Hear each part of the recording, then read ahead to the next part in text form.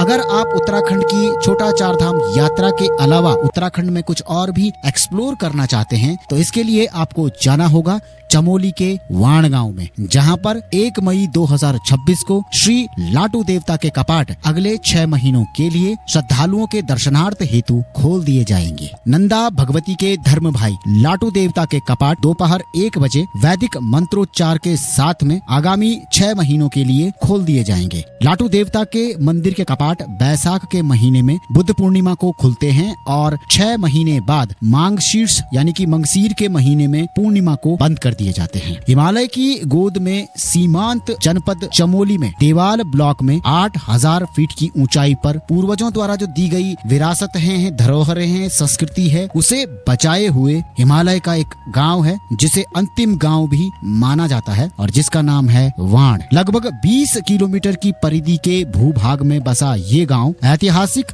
धार्मिक परंपराओं को समेटे हुए है। हिमालयी महाकुंभ श्री नंदा देवी राजजात का अंतिम गांव और आखिरी पड़ाव यही गांव माना जाता है जहां पर आबादी है। इसके बाद के सभी पड़ाव निर्जन रूप में शुरू होते हैं। ये गांव मोनाल टॉप, रूपकुंड, वेदनी बुग्याल और आली बुग्याल का बेस कैंप भी माना जाता है।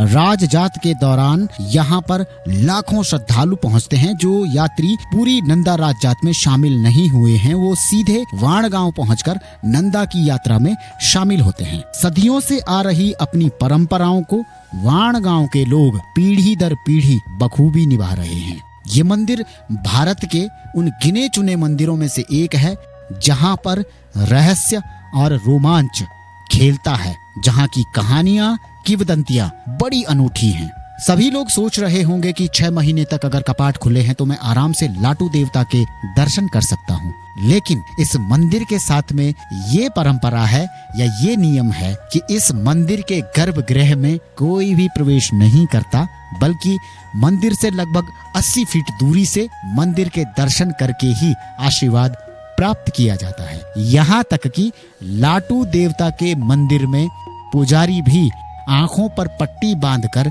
मंदिर में दिया रखने जाते हैं। दिया रखने के बाद वापस आ जाते हैं। हर 12 साल में आयोजित होने वाली नंदा राजजात में वाण से आगे का अगवानी लाटू देवता ही है और आज भी वाण गांव से नंदा देवी की राजजात यात्रा की अगुवाई लाटू ही करते हैं। इस गांव में सड़क है, इस गांव में होम स्टे हैं और इस गांव से लगभग 2 दर्जन से अधिक युवा ब्लॉगिंग करते हैं। इस गांव में, इस मंदिर में दूर दूर से श्रद्धालु अपनी मनोकामना पूरी करने के लिए